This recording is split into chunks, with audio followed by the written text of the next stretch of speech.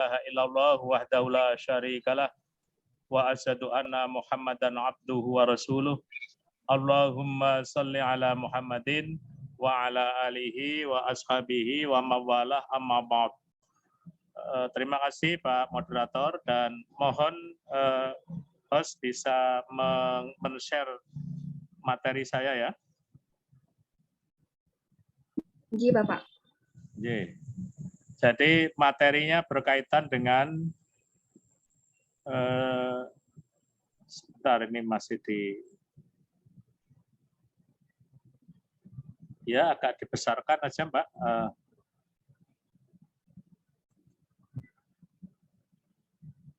Ya, jadi kalau tema besarnya adalah merawat nilai-nilai tauhid, nilai akademik dan psikologis ya. Oh, ini materinya Bu Eva. Materinya yang saya dulu. Bu Fitya, ini punya Mbak Eva, bukan? Amin. Materinya Pak Hamim.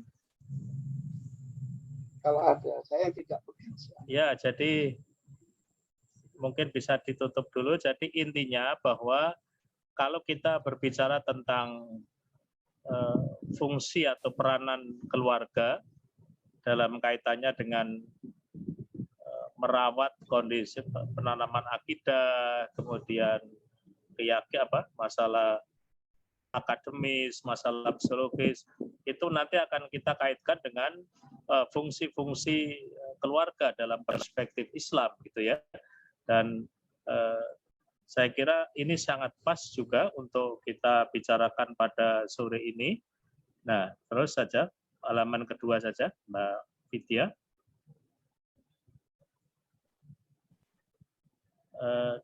Dibesarkan lagi aja mungkin langsung. Ya, kita perlu bersatu hati membina keluarga dengan ikhlas dan gembira dalam rangka untuk meraih ridha Allah Subhanahu wa taala. Halaman berikutnya. Kemudian nanti kita dalam pembahasan ini saya akan membagi di dalam 4 fungsi, 4 peranan tentang keluarga ya. Ada fungsi, ada kedudukan, ada tantangan, dan juga bagaimana aktivitas dari keluarga itu sendiri. Nah, kemudian yang berikutnya, next, halaman berikutnya. Jadi keluarga itu merupakan tiang utama kehidupan umat dan bangsa sebagai tempat sosialisasi nilai-nilai yang paling intensif dan paling menentukan. Oleh karena itu, menjadi kewajiban bagi setiap anggota keluarga Muslim untuk mewujudkan keluarga sakinah, mawaddah, warahmah yang kemudian dikenal dengan keluarga samara. Next. Nah, kemudian keluarga Muslim dituntut untuk benar-benar dapat mewujudkan keluarga sakinah yang terkait dengan pembentukan, ya kita ada konsep gerakan jamaah dan dakwah jamaah menuju kepada terwujudnya masyarakat Islam yang sebenar-benarnya. Next, lanjut. Nah, doa sehari-hari yang selalu kita sampaikan dan kita ingatkan dalam surat Al-Furqan ayat yang ke-74, A'udzubillahi minasyaitonirrajim, walladzina yaquluna rabbana hab lana min azwajina wa dzurriyyatina qurrata a'yun waj'alna lil muttaqina imama.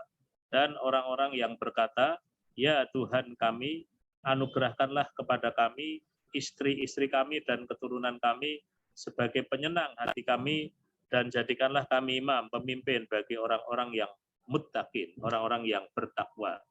Next. Nah, implementasi dari doa itu setidak-tidaknya ada 2 program yang harus dikerjakan oleh keluarga. Yang pertama adalah langkah-langkah internal, dan yang kedua langkah-langkah eksternal.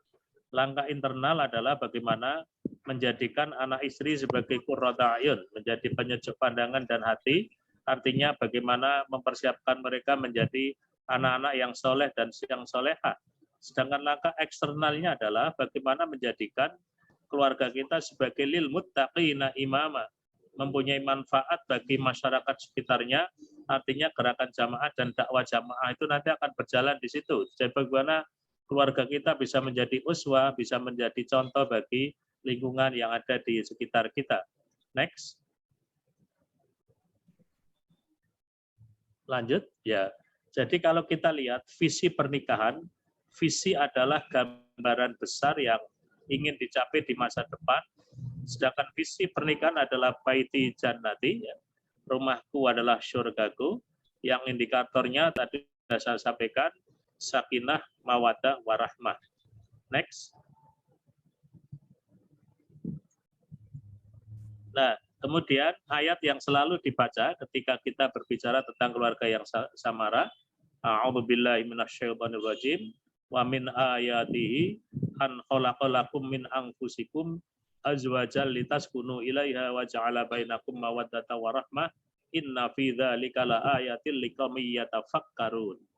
Dan di antara tanda-tanda kekuasaannya ialah dia menciptakan untukmu istri-istri dari jenismu sendiri supaya kamu cenderung dan merasa tentram kepadanya, dan dijadikannya di antaramu rasa kasih dan sayang. Sesungguhnya pada yang demikian itu benar-benar terdapat tanda-tanda bagi orang yang berpikir. Next. Nah, jadi kalau kita lihat dari penjabaran tadi, penjabaran samara itu setidak-tidaknya tadi, kalau yang namanya sakinah atau tenang, itu indikatornya minimal ada 3, yakni manakala suami istri betah tinggal di rumah, saling pengertian, dan jika ada masalah cepat dicarikan solusi. Sedangkan mawaddah atau penuh cinta dengan indikator minimal 3 juga, yakni suami atau istri siap mengalah, siap berkorban, dan merahasiakan kelemahan suami atau istri. Sedangkan rahmah itu artinya penuh perasaan sayang, indikatornya juga 3, yaitu sangat penuh perhatian, kemudian ada rasa khawatir atau sumelang atau was-was, dan selalu ingat jasa dan melupakan keburukan dari pasangan. Next. Terus Mbak Fit, ya. Nah, sekarang fungsi keluarga. Keluarga-keluarga muslim perlu difungsikan selain dalam mensosialisasikan nilai-nilai ajaran Islam, juga melaksanakan fungsi kaderisasi sehingga anak-anak tumbuh menjadi generasi muslim yang dapat menjadi pelangsung dan penyempurna gerakan dakwah di kemudian hari. Next. Nah, keluarga-keluarga muslim dituntut untuk memiliki keteladanan atau uswah hasanah dalam mempraktekkan kehidupan yang islami, yakni tertanamnya ihsan atau kebaikan dan bergaul dengan ma'ruf, saling menyayang dan mengasihi, menghormati hak hidup anak, saling menghargai dan menghormati antar anggota keluarga, memberikan pendidikan akhlak yang mulia secara paripurna. Next.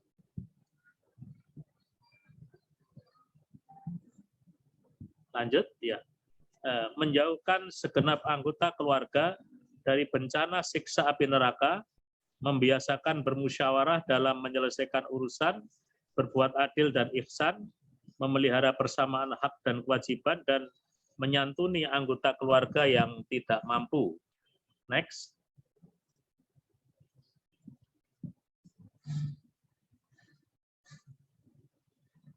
Terus, ya. Nah, sekarang persoalan yang ketiga adalah tantangan sekularisasi dan liberalisasi di dalam keluarga kita. Jadi saya kira nanti memang penanaman nilai-nilai keagamaan itu nanti akan berhadapan di situ, tantangan yang namanya sekularisasi dan liberalisasi. Next, kita lihat apa saja tantangan itu. Lanjut, kita lihat di dalam surat At-Taghabun itu diingatkan, ya, ya ayyuhalladzina amanu inna min azwajikum wa auladikum aduwah, ya. Aduwalakum, ya. Di antara pasangan dan anak itu adalah kalian akan menjadi musuh bagi kalian, maka waspadalah kepada mereka. Jadi ini peringatan yang saya kira tegas, ya, dalam situasi sekarang ini kan banyak juga anak-anak yang justru menjadi menjadi musuh bagi orang tuanya, ya artinya musuh dalam kaitannya untuk mendekatkan melaksanakan keluarga dakwah itu ya. Jadi misalnya orang tuanya memperjuangkan keluarga Islami tapi justru anak-anak pada jalan yang berbeda. Next. Lanjut.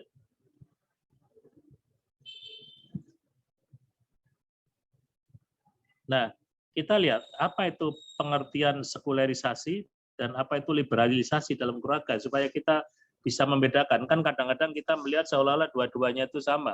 Sekularisasi dalam keluarga atau adalah paham yang memisahkan antara agama dengan negara atau kehidupan ya. Kemudian sedangkan liberalisasi adalah proses untuk membebaskan manusia dari segala aturan agama. Dengan demikian manusia dapat berbuat sekendaknya, bebas sebebas-bebasnya tanpa ada aturan yang mengikat dan membatasi hak-hak asasi manusia itu sendiri. Next. Lanjut ya. Nah, contoh-contoh sekularisasi dalam keluarga yang juga harus menjadi pencermatan kita misalnya pertama menikah dengan muslimah yang tidak solehah atau berbeda agama, kemudian melakukan resepsi pernikahan yang tidak islami, berhubungan suami istri yang tidak islami, memberikan nama anak yang tidak islami, menafkahi istri dan anak dari harta haram, tidak mengajarkan akidah, ibadah, dan akhlak yang benar, kemudian tidak memberikan teladan yang baik sebagai orang tua, menyekolahkan anak di sekolah yang tidak islami, menyekolahkan anak untuk tujuan pekerjaan semata, tidak menyekolahkan anak-anaknya hingga jenjang yang paling tinggi dengan alasan tidak punya biaya karena ketidakyakinannya akan Allah Subhanahu wa taala. Ini contoh-contoh sekularisasi dalam keluarga. Sedangkan contoh liberalisasi adalah menikah dengan tanpa aturan, ya, tidak mau diatur oleh Allah, kemudian menyekolahkan anak di barat dengan tujuan agar lebih modern, ya, membiarkan anak berperilaku bebas, membiarkan anak menentukan sendiri jalan hidupnya, segala sesuatu berkiblat ke barat, beragama tidak menjadi hal yang urgen, dan aturan-aturan agama banyak dilanggar dan banyak diabaikan. Next. Lanjut, ya. Nah, sekarang terakhir adalah persoalan aktivitas keluarga. Nah, di tengah arus media elektronika dan media cetak yang makin terbuka, keluarga-keluarga Muslim kian dituntut perhatian dan kesungguhan dalam mendidik anak-anak dan menciptakan suasana yang harmonis agar terhindar dari pengaruh-pengaruh negatif dan terciptanya suasana pendidikan keluarga yang positif sesuai dengan nilai-nilai ajaran Islam. Next. Saya kira yang saya sampaikan nanti setelah ini adalah yang terakhir, setelah itu supaya nanti kita ada waktu untuk berdiskusi, Pak Dr. Adi. Ya. Jadi keluarga-keluarga Muslim dituntut keteladanannya untuk menunjukkan penghormatan dan perlakuan yang ihsan terhadap anak-anak dan perempuan, serta menjauhkan diri dari praktek-praktek kekerasan terhadap anggota keluarga dan penelantaran terhadap mereka. Nah, saya kira itu saja yang saya sampaikan, Pak Dr. Adi.